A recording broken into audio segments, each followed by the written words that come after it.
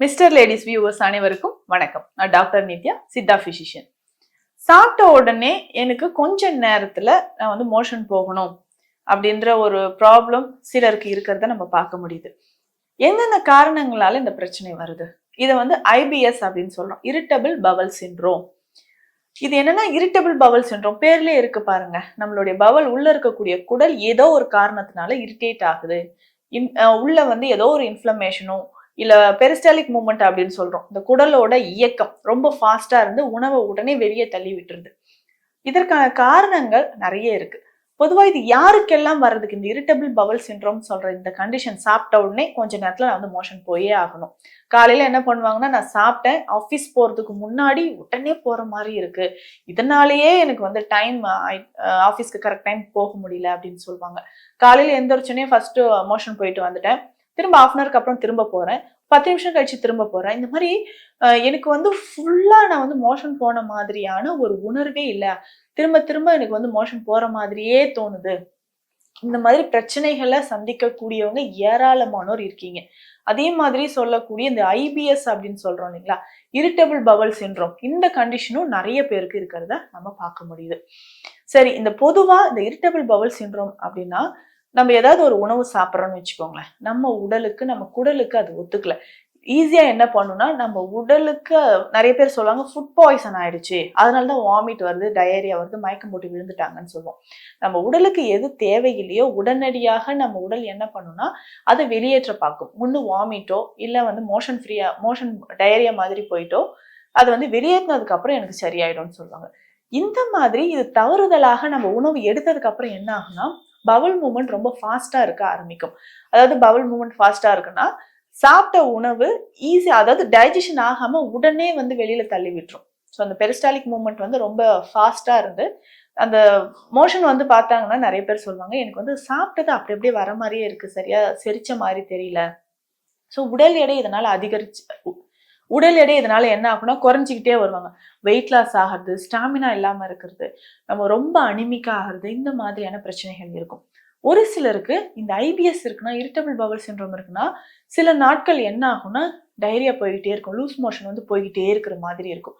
சில நாட்கள் என்ன ஆகும்னா டக்குன்னு நமக்கு என்னன்னா அந்த மோஷன் போகாம இது கான்ஸ்டிபேஷன் மாதிரி வர ஆரம்பிச்சிடும், மலச்சிக்கல் பிரச்சனை வர ஆரம்பிச்சிடும்.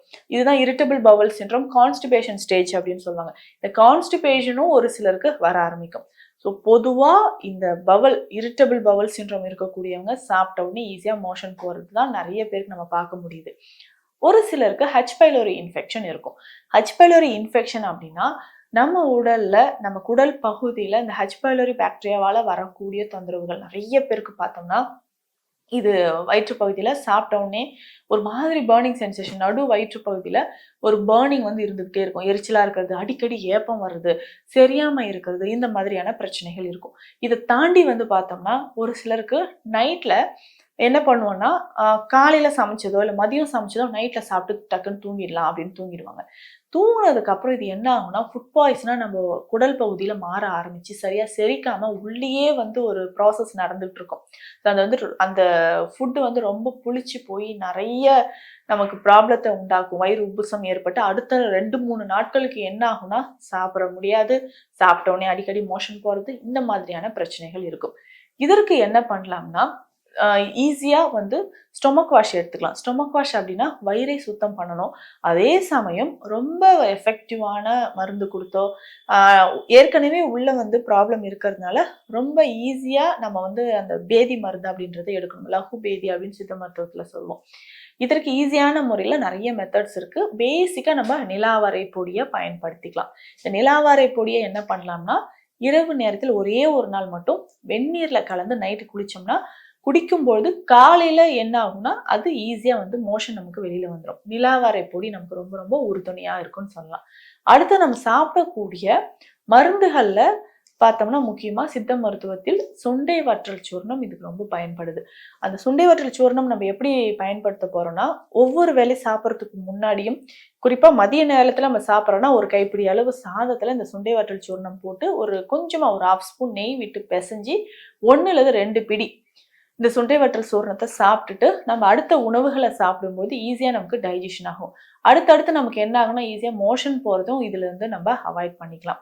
இந்த மாதிரியான உணவு முறைகள் இதோட சேர்த்து நம்ம என்ன பண்றோம்னா நல்லா வேக வைத்து சமைத்த உணவை நம்ம எடுக்கணும்.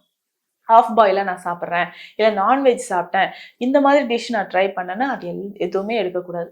முக்கியமா புளிப்பு, கசப்பு, உப்பு இந்த மாதிரி சுவை இருக்கக்கூடிய உணவுகளை நம்ம தவிர்த்துட்டு ஆவில வேக வைத்த உணவுகளை நிச்சயமாக நம்ம எடுக்கணும். அது இட்லி எடுக்கிறேன், இடியாப்பம் எடுக்கிறேன், ஆப்பம் எடுக்கிறேன், இந்த மாதிரி எடுத்துக்கலாம். இதோட ஒரு நாளைக்கு தேங்காய் பால் ஒரு 100 ml எடுத்து நம்ம குடிச்சிக்கிட்டே வரலாம். அடுத்து ரொம்ப புளித்த உணவுகள், அதாவது ரொம்ப புளிச்ச மாவு இருக்கு இல்லையா, மாவு வந்து ஃப்ரிட்ஜில் வச்சு ஸ்டோர் பண்ணி 1 வாரம் 10 நாள் வரைக்கும் சாப்பிட்றேன், புளிப்பு தான் தெரியலையே அப்படின்னு சொல்லுவாங்க. ஆனால் அது உள்ளுக்குள்ளே ரொம்ப புளிச்சிக்கிட்டே இருக்கிறதுனால அதிகமான பாதிப்புகளை நமக்கு உண்டாக்குதுன்னு சொல்லலாம். ஸோ புளிச்ச உணவுகள், புளிச்ச மாவை நம்ம தவிர்த்துட்டு அப்பப்போ ஃப்ரெஷ்ஷாக நம்ம ஃபுட்டை வந்து ரெடி பண்ணி சாப்பிடும்போது இந்த ஐபிஎஸ் அப்படின்னு சொல்லக்கூடிய இரிட்டபிள் பவல் சிண்ட்ரோம் குணமாகும். உணவில் நிறைய தயிர் சேர்த்து சாப்பிடணும். இந்த ப்ரோபயோட்டிக்ஸ் நம்ம உடலுக்குள்ள போக போக என்ன ஆகும்னா டைஜஷன் வந்து நார்மலுக்கு வர ஆரம்பிக்கும். ஸோ நம்ம கட் பாக்டீரியாஸை வந்து நம்ம இம்ப்ரூவ் பண்ணுறோம்னா ஈஸியாக நமக்கு வந்து இந்த அடிக்கடி மோஷன் போகிற பிரச்சனை குணமாகும்.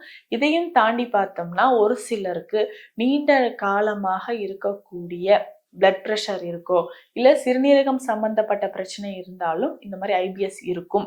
அடுத்து நான் அவுட் சைட் ஃபுட் நிறைய சாப்பிட்டுக்கிட்டே இருக்கேன், தொடர்ந்து அவுட் சைட் ஃபுட் சாப்பிட்றேன்னா இவர்களுக்கும் நிச்சயம் ஐபிஎஸ் இருக்கும். இது எல்லாமே நம்ம மாற்றிக்கணும்.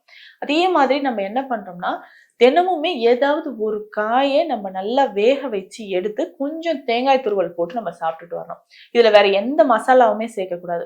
ஏதாவது ஒரு காய் நம்ம எடுக்கிறோம், லைட்டா வேக வைக்கிறோம், இது மேல தேங்காய் துருவல் போட்டு வேணும்னா கொஞ்சம் சீரகப்பொடி சேர்த்துக்கலாம். இதை டெய்லி நம்ம சாப்பிட என்ன ஆகும்னா ஃபைபர் கண்டென்ட் இருக்கும். நம்ம கட் பாக்டீரியாஸ்க்கு இது வந்து ப்ரொமோட் பண்ணும். உள்ள ஏதாவது நமக்கு புண்கள் இருக்கு, இன்ஃப்ளமேஷன் இருக்குனாலும் அதை ஆற்றும். ஸோ இந்த மாதிரி டெய்லி ஒரு காயை நம்ம வேக வச்சு ஒரு பவுல்ல தேங்காய் போட்டு சீரகப்பொடி போட்டு சாப்பிட்டுட்டு வரும்போது இந்த ஐபிஎஸ் அப்படின்னு சொல்லக்கூடிய சாப்பிட்ட உடனே அடிக்கடி மோஷன் போற பிரச்சனைக்கு ஒரு கொஞ்சமா மிக கூடிய விரைவில் ஒரு 10 நாட்களுக்குள்ள நமக்கு பெரிய மாற்றம், குணம் வந்து நமக்கு கிடைக்கும். இந்த பதிவு நிச்சயம் உங்க எல்லாருக்கும் பயனுள்ளதா இருந்திருக்கும். மீண்டும் அடுத்த பதிவில் சந்திக்கலாம். நன்றி.